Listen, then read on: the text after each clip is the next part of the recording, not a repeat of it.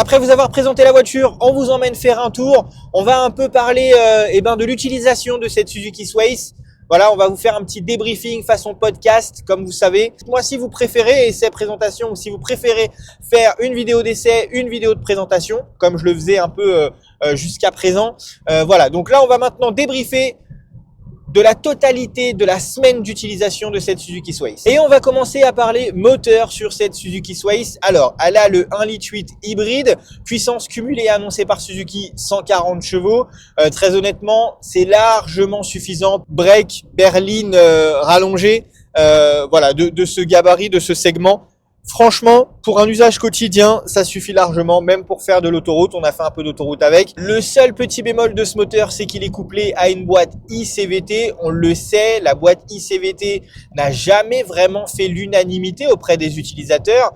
D'ailleurs, peu importe la marque sur laquelle elle est utilisée, les gens s'en plaignent assez régulièrement. Alors, en fonction des années, en fonction des versions, c'est quand même un peu mieux calibré, c'est quand même un peu mieux géré. Mais globalement, c'est vrai que les gens se plaignent souvent d'un comportement, d'une réaction un peu comme un scooter où on a un véhicule qui va monter assez facilement dans les tours, qui va être assez bruyant à haut régime et ça peut être désagréable. Maintenant, moi je vous l'ai déjà dit lorsque je vous ai présenté cette technologie sur d'autres véhicules, il y a une façon de conduire une ICVT, c'est un peu particulier. Il faut être vraiment très doux, très léger sur l'accélérateur et il ne faut pas hésiter à relâcher très légèrement la pédale d'accélérateur. Pourquoi ? Parce que en fait, ça va faciliter, alors je vais vulgariser tout ça bien entendu, mais ça va faciliter la régulation de la ICVT et donc vous allez avoir moins cette sensation de monter en régime et d'avoir ce moteur qui hurle un peu pour rien. Donc il faut pas hésiter à relâcher la pédale, un peu comme vous le faites quand vous passez une vitesse sur une boîte méca, on relâche toujours la pédale d'accélérateur, on appuie sur son embrayage, on débraye, on relâche, on embraye et hop, on passe ses rapports. Là, c'est un peu la même chose, sauf que là, vous avez juste à très légèrement lever la pédale d'accélérateur de manière à soulager la pression brièvement. Et à partir de là, en fait, vous allez vraiment générer la régulation de la ICVT et vous allez voir que ça va quand même améliorer le comportement de cette transmission. Et vous aurez moins cette sensation désagréable de moteur qui monte dans les tours pour rien. Voilà, donc je vous invite à faire ça. Dites-moi si vous le faites pour ceux qui ont cette transmission. Et est-ce que ça a amélioré finalement votre utilisation, votre retour d'expérience de cette technologie. L'avantage de ce moteur, c'est que finalement, on le sait, il est dérivé d'une autre marque, puisque la Sways partage exactement la même plateforme qu'une autre marque japonaise et qu'un autre modèle japonais, bien entendu. Donc, forcément, le moteur est issu de cette marque japonaise.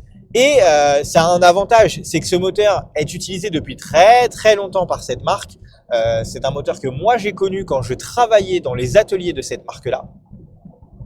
Et donc, forcément, c'est un moteur qui est éprouvé, qui est fiable, qui est performant, qui est efficient parce qu'il ne consomme pas et il s'est grandement amélioré avec les années. Mais déjà, à la base, quand il est sorti, c'est un moteur qui était quand même très économique. Et aujourd'hui, Suzuki nous annonce un peu plus de 4,5 litres de consommation moyenne en cycle mixte. Nous, très globalement, on a réussi à faire largement moins sur les trajets du quotidien. On était à 3,8 litres à peu près de consommation. Et quand on fait un peu de grande route, un peu d'autoroute, on est aux alentours de 4,6 litres, 4,7 litres. Mais globalement, nous, on a fait quasiment 700, plus de 700 même kilomètres avec le véhicule. Et on est à 4,5 litres, entre 4,4 et 4,5 litres de consommation moyenne. Donc franchement, c'est très largement respecté. Et pour le coup, c'était assez facile de le faire sur cette voiture. Et je n'ai même pas vraiment... Alors, je l'ai utilisé un peu. Mais franchement, on n'a pas de palette pour utiliser le freinage régénératif de manière un peu plus poussée. On a juste sur le levier la position B, Engine Brake, qu'on peut forcément utiliser et ça nous permet d'accentuer, d'augmenter ce freinage régénératif. Mais je vous avoue que j'ai conduit vraiment sans trop me poser de problème, sans me poser de questions, assez facilement, de manière totalement fluide et sans forcer, sans utiliser à outrance le freinage régénératif, on a cette consommation 4 litres 4, 4 litres 5. Donc, très honnêtement, si vous utilisez et si vous faites attention à ça, vous allez encore améliorer votre consommation sur cette Suzuki Sways. C'est pareil, on a 3 modes de conduite, un mode éco, un mode normal et un mode sport. Et franchement, pareil, j'ai pas eu le réflexe à chaque fois de passer la voiture en mode éco lorsqu'elle était en mode normal ou de la repasser en mode normal lorsque j'étais sur de la grande route. J'ai laissé la voiture gérer un peu toute seule. Elle a fait ce qu'elle avait à faire et voilà, ça m'a pas vraiment dérangé, ça m'a pas vraiment posé de problème. Je me suis pas trop posé de questions et on arrive assez facilement. Hein. On a le petit TecoScore dans le petit cadran à droite que l'on peut utiliser. Et c'est assez facile d'être au-dessus de 80 en termes de résultats sur l'éco-score. Alors nous, bien sûr, on a une éco-conduite, donc c'est encore plus facile. On arrivait très régulièrement à être au-dessus des 90 en éco-score. Je vous le dis, si vous recherchez une voiture familiale économique, eh ben la Suzuki Sways est vraiment faite pour vous. Et bien entendu que vous ne voulez pas tout simplement céder aux sirènes du SUV, je vous invite grandement à aller voir cette Suzuki Sways, à vous renseigner sur cette Suzuki Sways. Déjà parce qu'en termes de tarifs, par rapport à la concurrence, elle est quand même assez bien placée par rapport aux prestations qui sont proposées. Mais c'est surtout qu'elle remplit quand même pas mal de critères. On a une bonne habitabilité, on a une très belle capacité de chargement. En termes d'habitabilité dans la voiture, alors au niveau du conducteur, on est bien installé. Je vous l'ai dit pendant la présentation, on a suffisamment d'espace, suffisamment de place. On a tout qui est apporté, hein, aussi bien la commande de chauffage que la fonctionnalité des boutons, hein, que ce soit pour la partie aide à la conduite ou pour la partie média. Voilà, globalement, on est quand même dans quelque chose d'assez bien pensé. Donc ça, c'est plutôt pas mal. Hormis la charge à induction, qui je trouve n'est pas pratique parce qu'elle est cachée un peu loin. Donc ça, c'est pas super. Elle n'est pas ventilée. Donc voilà. Hormis ça, on a les petits porte-gobelets, alors très petits hein, les porte-gobelets, mais sinon voilà, globalement tout est apporté, tout est fonctionnel, donc pas de souci. Au niveau du passager, c'est pareil, il y a suffisamment d'espace pour mettre les jambes et ne pas avoir les genoux dans le tableau de bord. Et lorsque le conducteur et le passager sont en place, on l'a vu pendant la présentation, à l'arrière, eh ben c'est pareil, pas de problème particulier, on a suffisamment d'espace pour les personnes qui se trouvent sur la banquette et même si ce sont des adultes puisque voilà, des adultes jusqu'à 1m80, 1m85 probablement, on n'aura pas de problème à rentrer dans le véhicule, on n'aura pas de problème à positionner ses jambes de manière à ne pas avoir les genoux dans les sièges non plus.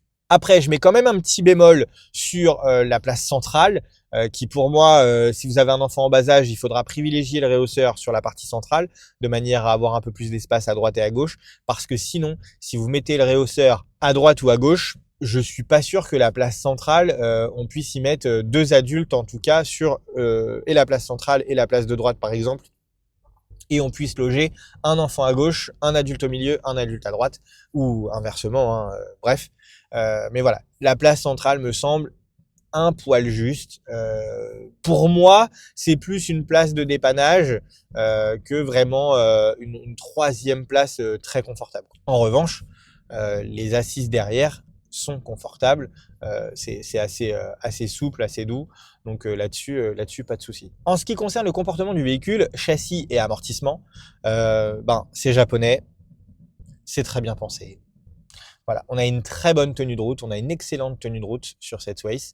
Alors déjà, bon, le véhicule est assez bas, donc forcément, ça aide aussi hein, d'avoir un centre de gravité assez bas pour avoir une bonne tenue de route. On a une garde au sol d'à peine 13,5 cm, je crois. Donc voilà, on a un véhicule qui est quand même relativement bas. Mais néanmoins, le châssis a plutôt été bien conçu. Hein, ça reste vraiment très très bien. Au niveau de la tenue de route, on a très très peu de prise de roulis, voire pas du tout en conduite classique normale. En conduite un peu appuyée et encore. Mais franchement, c'est plutôt pas mal. Vraiment là-dessus, chapeau, voilà. Conception japonaise. En ce qui concerne l'amortissement, je suis assez partagé. À petite vitesse, ça reste souple, ça reste agréable. Sur des belles routes, etc. On a l'impression que le véhicule va être souple. Et pourtant, dès qu'on passe sur des routes un petit peu abîmées à des vitesses moyennes, bon bah on sent un petit peu quand même, il y a ce petit côté fermeté. Mais j'ai envie de vous dire, ça c'est quand même assez caractéristique de tous les véhicules japonais. Il y a vraiment ce mix selon les routes que l'on prend entre fermeté et confort. Donc c'est ce qui aide aussi à avoir une très bonne tenue de route et à se sentir vraiment en sécurité. Mais ils arrivent toujours à vraiment avoir ce bon compromis entre confort et fermeté. Petit bémol à l'intérieur de l'habitacle, les bruits d'air. Lorsqu'on fait de l'autoroute à 120, 130, on a quelques bruits d'air au niveau des montants de porte. Ça, c'est un petit peu dommage. Voilà. Je pense qu'il y a un petit travail à faire là-dessus. Mais globalement, c'est presque le seul petit bémol qu'on a pu constater, qu'on a pu remarquer, hormis à l'utilisation. Cette caméra de recul que je trouve vraiment de très mauvaise qualité. Et ça, je le déplore. J'espère, Suzuki, s'il vous plaît, faites un effort là-dessus. Mettez-nous des caméras de qualité. Je suis désolé, mais maintenant, il y a beaucoup de constructeurs avec des véhicules moins chers qui vont proposer des caméras d'excellente qualité. Alors oui, tout le reste est forcément probablement mieux que certains véhicules équivalents de la concurrence en termes de qualité, en termes de finition, en termes de matériaux utilisés, etc. Mais la caméra quand même, les gars, s'il vous plaît, quoi. Et l'écran à l'utilisation. On a vraiment un écran extrêmement simple. Le GPS est vraiment pas fou. Franchement, voilà. C'est vraiment les deux seuls points noirs que j'ai pu constater, que j'ai pu remarquer. Donc, je pense que voilà, un petit effort de ce côté-là et on a presque le petit break parce que par rapport à d'autres véhicules du même segment, c'est pas la plus grande, c'est pas la plus haute, c'est pas la plus large. Et pour autant, c'est celle qui a quasiment le plus grand coffre. Hein, on est à presque 600 litres de capacité de chargement. Donc, c'est quand même vraiment pas mal. Et pour le coup, 600 litres de capacité de chargement, nous, on en a mis des trucs. Hein. Moi, j'ai pu mettre tout mon matériel pour aller chez mes clients. J'ai pu mettre du coup la valise du grand que j'avais récupérée à l'internat. On a fait des essais dans la semaine où j'ai baissé qu'un seul siège. Voilà, le siège de droite. Et j'ai rentré la trottinette électrique. J'avais mon matériel pour bosser. Et j'ai rentré le vélo. J'ai rentré le vélo de mon fils de 6 ans. Voilà, franchement, c'est sur ça, on a vraiment une très bonne habitabilité et on a vraiment une très bonne capacité de chargement sur cette Sways. Donc, encore un excellent point là-dessus. En ce qui concerne les équipements de la Sways, elle est vraiment extrêmement complète. Hein. On a l'alerte de franchissement de ligne, l'aide au maintien dans la voie, projecteur BILED, voilà, franchement, régulateur adaptatif, lecture des panneaux. Il y a tout ce qui se fait aujourd'hui et tout ce dont on a besoin. Donc là-dessus, vraiment, vraiment pas de souci particulier. On est quand même très très bien servi à l'intérieur de la voiture. En ce qui concerne la visibilité, ça aussi c'est plutôt pas mal. On a peut-être un angle mort assez important à l'arrière dans l'angle à cause du montant qui est un peu imposant, mais globalement ça va parce que la voiture descend assez droit en fait derrière après le montant. Du coup le gabarit est pas si compliqué que ça à prendre en main et puis c'est surtout que la voiture est pas extrêmement large par rapport aux autres véhicules du même segment. Donc ça aide quand même pas mal et globalement on n'a pas eu de soucis vraiment de ce côté-là. Voilà, ce petit débriefing est maintenant terminé. J'espère qu'il vous aura plu. J'espère que vous en savez un peu plus sur l'essai de cette Sways. Nous, on va vous laisser. On vous dit à très bientôt pour une prochaine vidéo. On n'oublie pas, on partage, on like, on s'abonne. S'il vous plaît, ça change rien pour vous. Ça peut faire toute la différence pour moi. Voilà, je vous dis à très bientôt. Prenez soin de vous. Et puis, dites-moi si vous avez des véhicules que vous souhaitez que l'on essaie. On essaiera de se renseigner auprès des marques, auprès voir les modèles. Mais si vous voulez qu'on essaye certains véhicules, n'hésitez pas à nous le mettre en commentaire. Voilà. Merci à tous. Ciao, ciao.